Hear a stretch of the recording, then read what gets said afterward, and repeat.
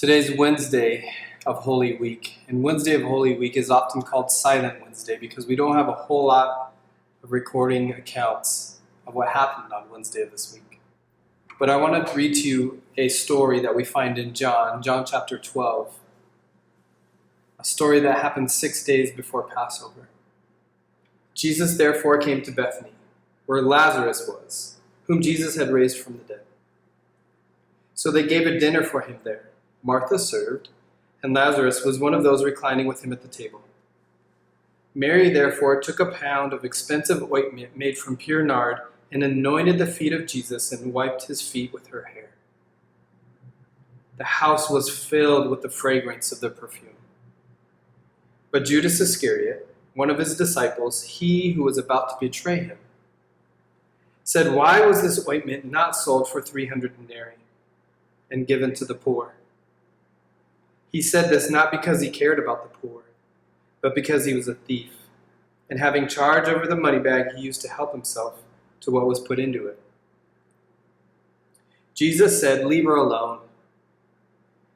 She intended to keep it for the day of my burial.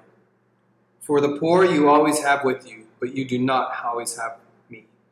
So almost a year's worth of wages this ointment could have been sold for, and Mary anoints Jesus' feet and wipes it with her hair in an act of worship and sacrifice.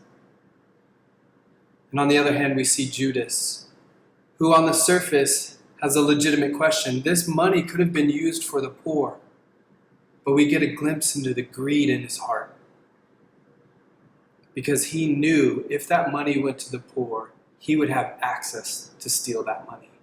So on this day, during Silent Wednesday, maybe set aside some specific time for you yourself to be silent. Go before the throne and ask God where your heart is at.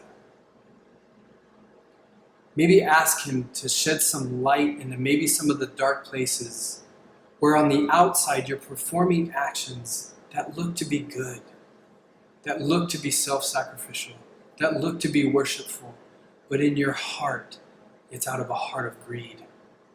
It's out of a heart where you are expecting something in return.